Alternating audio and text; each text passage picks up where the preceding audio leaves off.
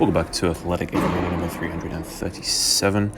This session was primarily a body session, but every single time I do upper body on this program, I'm essentially starting it with some kind of jump variety, high intent jumping, or just generally jumping to improve the output of my lower body.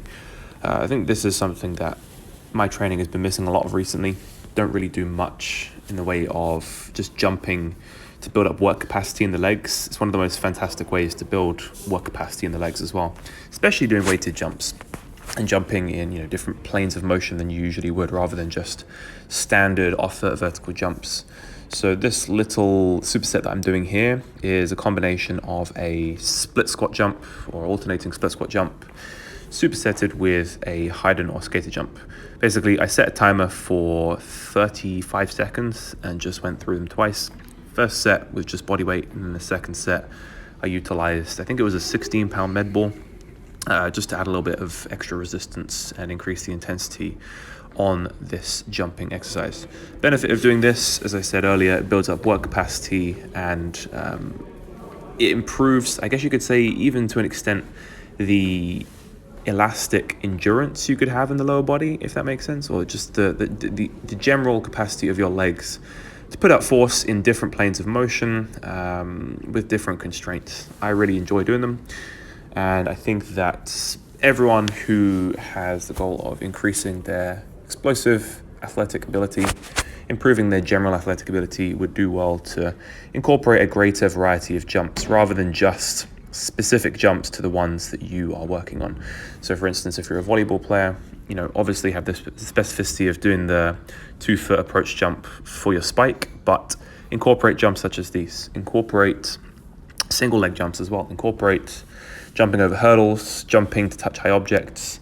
Incorporate jumping, in all different planes of motion rather than just the one for your sports. If you get better at jumping generally, it's a fact that you will also get better at jumping specifically as well. If you get good at the task of jumping, then you will also get good at the task of jumping specifically for whatever your sport is.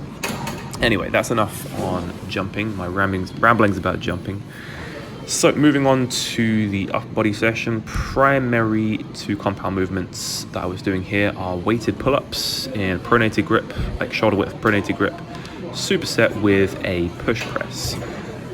Push press obviously helps me with my split jerk and improves my overhead strength and stability. Also, I find that when you superset two exercises like this together, it really helps with time. I wasn't super duper constrained for time here, but it's a great way to increase the intensity on the upper body and also to just save time, I guess you could say.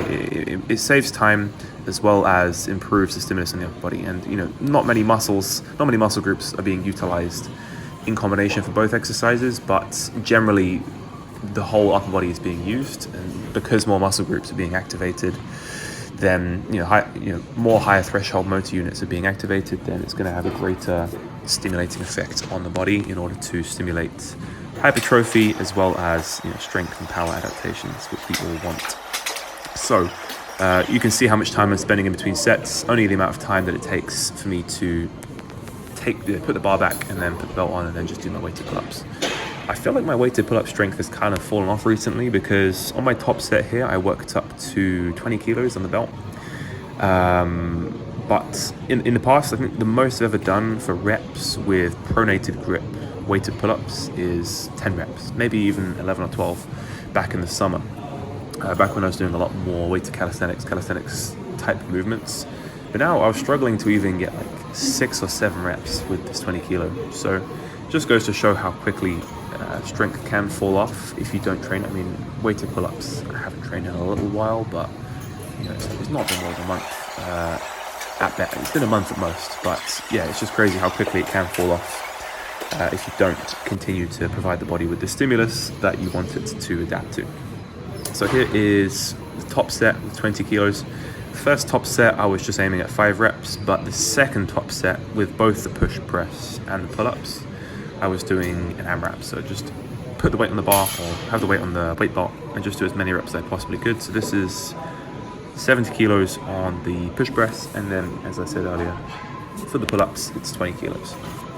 I think it's going to be at least a few more weeks before push press starts to feel normal again. I've got it programmed in 3 times over a fortnight block. So the way my program currently works is I have a weekly undulating periodized approach, essentially meaning that the stimulus changes week on week. So one week you're doing higher volume, lower intensity, and vice versa for the second week, higher intensity, lower volume. So the higher volume week generally lends itself to doing a bit more weightlifting training, a little bit less sprints and jumps, but obviously enough to maintain minimum effective dose. And then the higher intensity week, really dropping the volume down on the weightlifting movements and, going for heavy singles, maybe doubles on the squats, and the power cleans, and the full lifts, and, actually maxing out the full lifts, or, getting up to a heavy single in the full lifts. And then, doing much higher volume sprints and jumps. So it's going to be a while before, as I said, the push press becomes a bit more normal, before it feels like it's how it used to, I suppose, and actually get that strength to carry over into my split jerk. So we'll see how that goes. I'm intrigued to see how much I can actually increase my push press. My current max is 100 kilos.